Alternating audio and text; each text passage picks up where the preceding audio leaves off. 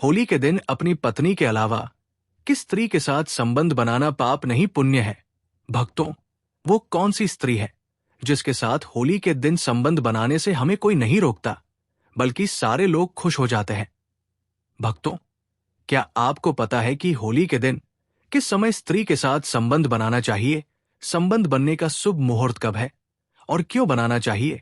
भक्तों, अगर इसके बारे में आपको कोई जानकारी नहीं है तो इस वीडियो में हम आपको बारीकी से बताने वाले हैं। साथ ही साथ हम आपको ये भी बताने वाले हैं कि इस बार होली के समय पर कौन सी 3 प्रमुख घटनाएं एक साथ आ रही है। तो चलिए वीडियो को शुरू करते हैं। आप सभी भक्तों को होली की ढेर सारी शुभकामनाएं। आज के इस वीडियो में हम बात करेंगे आने वाली होली के बारे में। इस बार 2025 में होली की तारीख को लेकर बहुत से लोग कंफ्यूजन में हैं कि होली किस तारीख को मनाई जाएगी, 13 मार्च या फिर 14 मार्च। यहां तक कि कई बड़े पंडित, ज्योतिष और एस्ट्रोलॉजर भी इस बार की होली को लेकर काफी कंफ्यूजन में बने हुए हैं और कोई सटीक जानकारी नहीं दे रहे हैं। लेकिन भक्तों, आज के इस वीडियो में हम आपको बताएंगे कि होली का दहन कब किया जाएगा और होली का दहन का शुभ मुहूर्त क्या है, होली कब मनाई जाएगी, कब खेली जाएगी और कौन से उपाय हैं जिन्हें होली के दिन करने से लाभ की प्राप्ति हो सकती है। ये सब जानकारी हम आपको इस वीडियो में बताएंगे। बहुत ही ज्ञानवर्धक वीडियो होने वाली है और इस वीडियो को देखने से आपको बहुत लाभ मिलेगा, इसलिए वीडियो के अंत तक बने रहिएगा। और अभी तक कमेंट बॉक्स में हैप्पी होली नहीं लिखे हैं तो हैप्पी होली जरूर लिख दीजिएगा। भक्तों, इस साल 2025 की होली पर 3 प्रमुख घटनाएं एक साथ आ रही है। जैसे कि होली के दिन भद्रा का उल्लेख किया जा रहा है, वो भी सही है। भद्रा होली पर है और होली पर भद्रा लागू भी होती है। तो किस समय होली है, किस समय जलानी है, इस बारे में जानना आपको बेहद ही जरूरी है। तीसरा ग्रहण जो बताया जा रहा है वो पूर्णिमा पर होगा। पूर्णिमा पर चंद्र ग्रहण भी है, उसका क्या प्रभाव रहेगा ये जानना बहुत आवश्यक है। इतना बड़ा त्योहार है तो इसे कैसे मनाया जाए, कैसे पूजा की जाए, किस प्रकार से होलिका का दहन किया जाए और होली में उसमें क्या सामग्री अर्पित की जाए। और साथ ही भक्तों, इस वीडियो में हम आपको ये भी बताएंगे कि होलिका दहन में कौन कौन सी चीजें भूल कर भी नहीं डालनी चाहिए। ये सारी बातें हम आपको इस वीडियो में बताएंगे। सारी जानकारी महत्वपूर्ण है, इसलिए हम आपको होली से संबंधित, ग्रहण से संबंधित या फिर भद्रा से संबंधित हम आपको पूरी जानकारी देंगे। जो भी जानकारी हम आपको बताते हैं उसमें हम अपने मन से, मनगढ़ंत तरीके से कुछ भी नहीं बताते हैं। हम जो भी जानकारी देते या बताते हैं वो सब शास्त्रों के अनुसार ही बताते हैं। तो चलिए भक्तों, इस वीडियो पर ज्यादा बकवास ना करते हुए वीडियो को आरंभ करते हैं।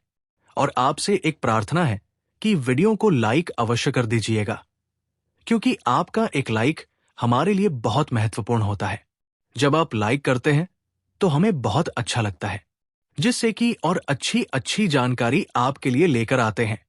हिंदू धर्म में होली का त्योहार प्रमुख त्योहारों में से एक माना जाता है। देश भर में बड़े धूमधाम और हर्षोल्लास के साथ होली मनाया जाता है।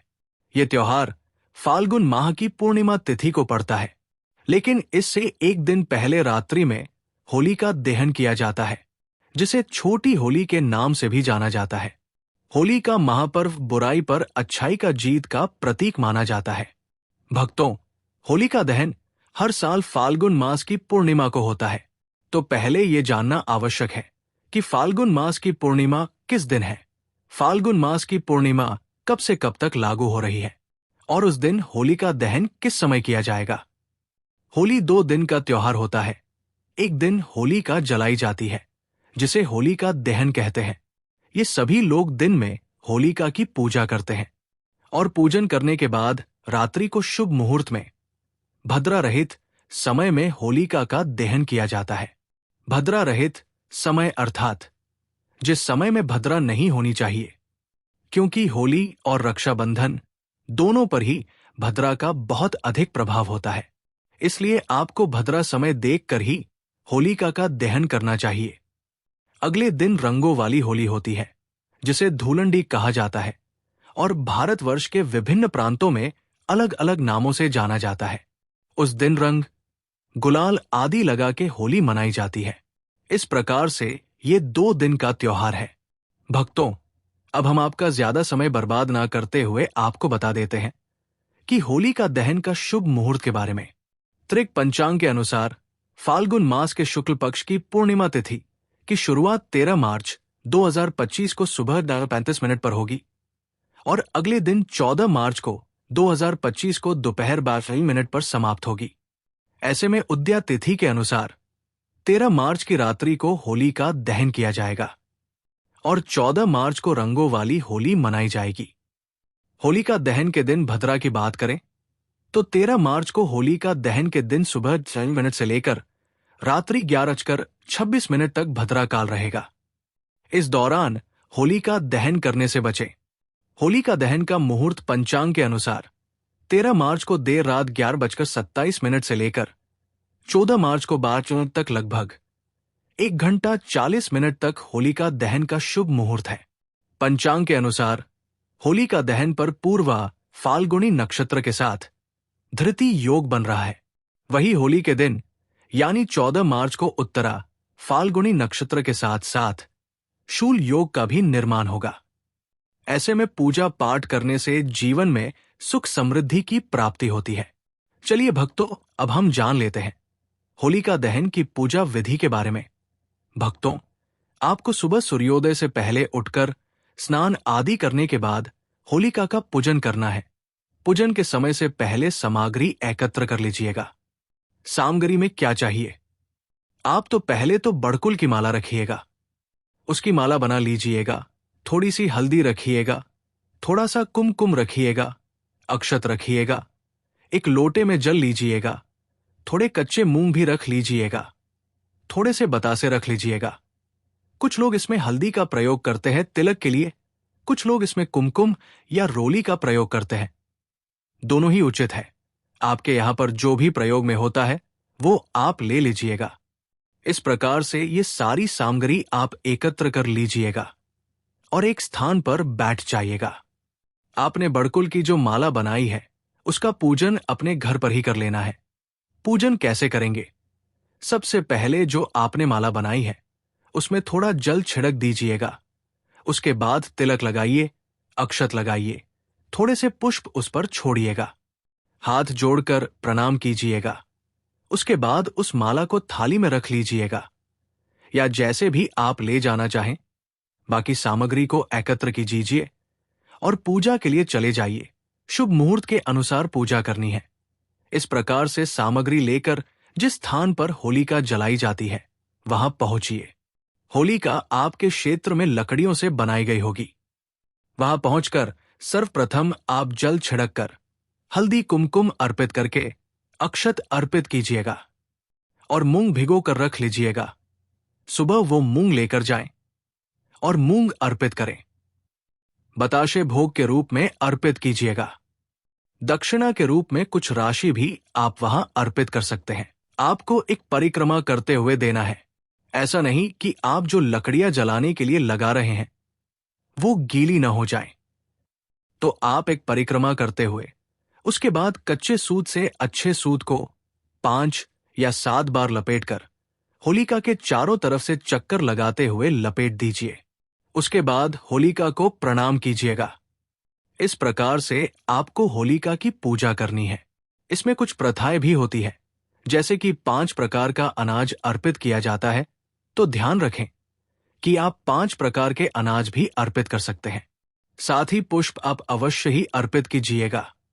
जब आप पूजन कर रहे होते हैं तो कुछ लोग ये प्रश्न पूछते हैं कि पंडित जी, इस दिन हम किसका आह्वान करें, किन्हें याद करें, कौन से देवता की पूजा करें? देखिए, जब आप होलिका का पूजन कर रहे होते हैं तो एक प्रकार से आप भगवान नरसिंह देव का पूजन कर रहे होते हैं, क्योंकि इस दिन भगवान नरसिंह देव की पूजा की जाती है। भगवान श्री हरि विष्णु की एक रूप नरसिंह देव ने ही हिरण्यकश्यप का वध किया था, जो होलिका के भाई थे। तो नरसिंह भगवान की इस दिन पूजा की जाती है। भगवान को प्रेम पूर्वक आप चंदन अर्पित करें। ये पूरी विधि रहेगी। भक्तों, होलिका दहन के दिन आप पूजा के दौरान कुछ विशेष मंत्रों का जाप कर सकते हैं। सबसे पहले होलिका के लिए मंत्र ओम होलिका यही नमः का उच्चारण किया जाता है, जो बुराई के नाश और अच्छाई की विजय की प्रार्थना करता है। होलिका की कहानी बताती है कि कैसे बुराई का अंत होता है और अच्छाई हमेशा विजयी होती है। इसके बाद प्रहलाद के लिए मंत्र ओम प्रहलादाय नमः है, जो भगवान के भक्त प्रहलाद की अडिग आस्था और भक्ति को याद करता है। प्रहलाद ने हर कठिनाई का सामना किया, लेकिन भगवान पर उनका विश्वास कभी नहीं टूटा। अंत में भगवान नरसिंह के लिए मंत्र ओम नरसिंहाय नमः का उच्चारण होता है, जो भगवान नरसिंह की भक्ति और उनकी शक्ति को स्मरण करता है। नरसिंह भगवान ने अपने भक्त प्रहलाद की रक्षा के लिए हिरण्यकश्यप का वध किया और हमें ये संदेश दिया कि भगवान अपने भक्तों की हमेशा रक्षा करते हैं। चलिए दोस्तों, अब हम जान लेते हैं कि होलिका दहन के दिन होली में कौन कौन सी चीजों को डालना चाहिए। सबसे पहली चीज है गेहूं की बालियां। गेहूं को विशेष रूप से वृषभ राशि का प्रतीक माना जाता है, जो धन और समृद्धि के कारक होते हैं। गेहूं की बालियां होलिका दहन में डालने से आर्थिक परेशानियां दूर होती है और घर समृद्धि का आगमन होता है। यह विशेष रूप से शुक्र ग्रह से संबंधित है, जो वित्तीय समृद्ध और सुख शांति का कारक होता है। दूसरी चीज है गोबर के उपले। गोबर का इस्तेमाल राहु और केतु ग्रहों के नकारात्मक प्रभावों को दूर करने के लिए किया जाता है। ये ग्रह मानसिक असंतुलन और घबराहट उत्पन्न कर सकते हैं। गोबर के उपले का उपयोग इन ग्रहों के दोष को समाप्त करने में मदद करता है और घर में शांति स्थापित करता है। तीसरी चीज है काले तिल। काले तिल का संबंध शनि ग्रह से होता है, जो कठिनाइयों और व्यवस्थाओं का प्रतीक माने जाते हैं। काले तिल को दहन में डालने से शनि के दोषों का शमन होता है और व्यक्ति के जीवन में आने वाली कष्टों से मुक्ति मिलती है। ये बुरी नजर से भी बचाव करता है और नकारात्मक प्रभावों को कम करता है। चौथी चीज है कपूर। कपूर का उपयोग विशेष रूप से बुध ग्रह से जुड़ा हुआ है। ये ग्रह मानसिक स्थिति को शुद्ध करता है और बुद्धि के विकास में मदद करता है। कपूर का धुआं वातावरण को शुद्ध करता है और साथ ही ये घर में सकारात्मकता का संचार करता है, जिससे जीवन की समस्याओं का समाधान मिलता है। पांचवी चीज है पान का पत्ता। पान का पत्ता कुंडली में राहु केतु दोष को शांत करने में सहायक माना जाता है। यह विशेष रूप से घर में खुशहाली और प्रेम के वातावरण को बढ़ावा देता है। पान का पत्ता घर के वातावरण को शुद्ध करता है और ऊर्जा के प्रवाह को सही दिशा में निर्देशित करता है। छठवीं चीज है लौंग। लौंग का संबंध मंगल ग्रह से होता है, जो शक्ति, साहस और उत्तेजना का कारक होते हैं। लौंग का उपयोग बुरी ताकतों से सुरक्षा प्रदान करने के लिए किया जाता है और ये घर में सकारात्मक ऊर्जा का प्रवाह करता है। ये खास तौर से शारीरिक और मानसिक रोगों को दूर करने का काम करता है। सातवीं चीज है चंदन की लकड़ी। चंदन को विशेष रूप से सूर्य ग्रह से जोड़ा जाता है। सूर्य जीवन शक्ति और आत्मविश्वास का प्रतीक है। चंदन की लकड़ी को जलाने से न केवल वातावरण शुद्ध होता है, बल्कि ये हमारे आत्मविश्वास को बढ़ाता है और जीवन में नकारात्मकता को समाप्त करता है। आठवीं चीज है नारियल। नारियल का संबंध ग्रहों की शक्ति और समृद्ध से जुड़ा हुआ है। ये विशेष रूप से बृहस्पति ग्रह से जुड़ा होता है, जो ज्ञान और शिक्षा का प्रतीक माने जाते हैं। नारियल का दान या दहन करने से घर में सकारात्मक ऊर्जा का प्रवाह होता है और ग्रहों के दुष्प्रभाव से मुक्ति मिलती है। चलिए भक्तों, अब हम जान लेते हैं होलिका दहन के दिन किए जाने वाले कुछ विशेष उपायों के बारे में। होलिका दहन की अग्नि को बहुत पवित्र माना जाता है। कहते हैं कि इस अग्नि में कुछ खास चीजें डालने से हमारी सभी परेशानियां जलकर भस्म हो जाती हैं। आइए जानते हैं कि होलिका दहन में क्या क्या चीजें डालनी चाहिए, ताकि हम अपनी समस्याओं से छुटकारा पा सके और जीवन में सुख शांति आए। सबसे पहला उपाय शीघ्र विवाह के लिए। भक्तों, अगर आपके विवाह में कोई रुकावटें आ रही हैं, तो होलिका दहन के समय हवन सामग्री में घी मिलाकर उसे अग्नि में डालें। इस दौरान 7 बार परिक्रमा करें। मान्यता है कि इससे विवाह में आ रही सारी अड़चनें खत्म हो जाती है। अगर आप शादीशुदा हैं तो ये उपाय आप दोनों मिलकर करें। दूसरा उपाय, लंबी आयु के लिए दीर्घायु की कामना करने के लिए अपनी लंबाई के हिसाब से काला धागा लें, उसे 2-3 बार लपेटें और 7 बार अपने शरीर से घुमाकर फिर उसे होलिका की आग में डालें। इस उपाय से सारे रोग, दोष और बुरी नजर का नाश होता है और आपकी आयु लंबी होती है। तीसरा उपाय, शादीशुदा जीवन में मिठास लाने के लिए। भक्तों, अगर आपके वैवाहिक जीवन में तनाव या कमी आ गई है तो होलिका दहन के दिन एक नारियल और एक 108 बातियों वाली घी में भीगी हुई बातियां लें। इन्हें होलिका की अग्नि में एक एक करके डालें और परिक्रमा करें और आखिरी में नारियल डालें।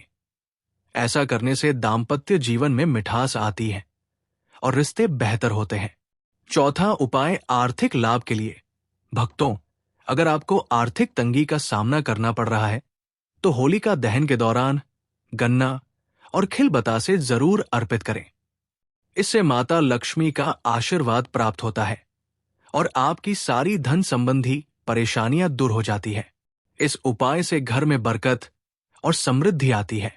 तो होलिका दहन के दिन इन आसान उपायों को अपनाकर आप अपनी जिंदगी में सुख, शांति, प्यार और समृद्धि ला सकते हैं। चलिए भक्तों, अब हम जान लेते हैं होलिका की राख के कुछ रामबाड़ा उपायों के बारे में। होलिका की राख को ज्योतिष शास्त्र में बहुत महत्वपूर्ण माना जाता है और इसे घर में रखने से कई तरह के लाभ मिल सकते हैं। माना जाता है कि होलिका की राख से न केवल घर में सुख शांति बनी रहती है, बल्कि ये नकारात्मक ऊर्जा और अशुभ प्रभावों को भी समाप्त करती है। आइए जानते हैं होलिका की राख के फायदे और इससे जुड़े उपायों के बारे में विस्तार से। पहला उपाय, राहु केतु के अशुभ प्रभाव से मुक्ति पाने के लिए। ज्योतिष में राहु केतु को ग्रहों के दुष्प्रभावों का कारण माना जाता है। यदि किसी व्यक्ति के कुंडली में राहु केतु का अशुभ प्रभाव हो तो उसका जीवन परेशानियों से भरा हो सकता है। होलिका की राख को शिवलिंग पर अर्पित करने से इन ग्रहों के दुष्प्रभाव को शांत किया जा सकता है। ये उपाय व्यक्ति के आंतरिक शक्ति को बहाल करता है और राहु केतु के नकारात्मकता प्रभावों से राहत दिलाता है। दूसरा उपाय, धन के स्रोत खोलने के लिए। यदि आपके घर में आर्थिक तंगी या धन की कमी है तो होलिका की राख से राहत मिल सकती है। इस उपाय में होलिका की राख को एक सिक्के के साथ लाल कपड़े में बांधकर तिजोरी या पैसे रखने वाली जगह पर रखना होता है। माना जाता है कि इससे घर में धन के आगमन के रास्ते खुल जाते हैं और आर्थिक स्थिति में सुधार होता है। ये उपाय खासतौर पर उन लोगों के लिए फायदेमंद है जो व्यवसाय या किसी अन्य कारण से आर्थिक संकट का सामना कर रहे हैं। तीसरा उपाय, ग्रहों के अशुभ प्रभाव से राहत पाने के लिए होलिका की राख को शरीर पर लगाकर स्नान करने से ग्रहों के अशुभ प्रभाव में कमी आती है। खासतौर पर जिनकी कुंडली में शनिदेव, मंगल या राहु केतु का अशुभ प्रभाव है, उन्हें ये उपाय लाभकारी हो सकता है।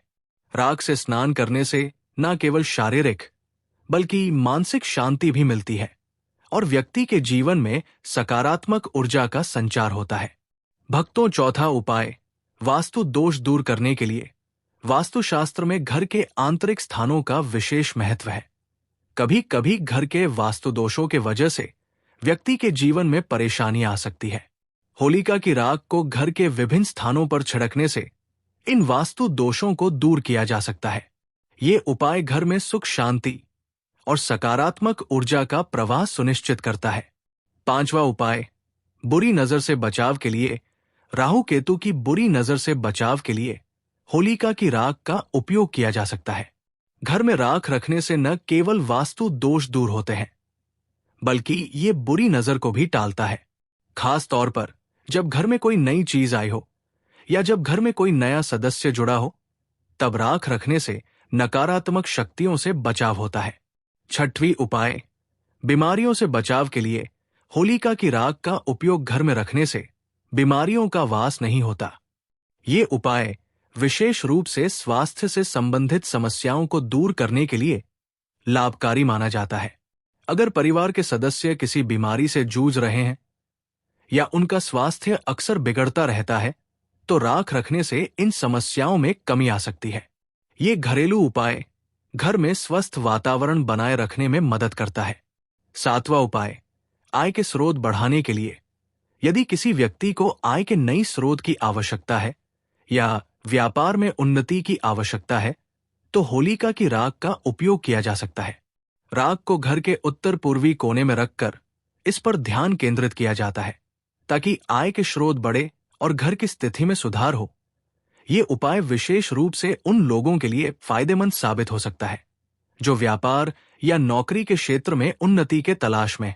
भक्तों, आपको ये जानकारी कैसी लगी? अगर आपको ये वीडियो पसंद आई हो तो इस वीडियो को एक लाइक करके कमेंट में जय मां लक्ष्मी जरूर लिखें। साथ ही अगर आप हमारे चैनल पर नए हैं तो हमारे चैनल सुखी संसार को सब्सक्राइब जरूर करें। धन्यवाद।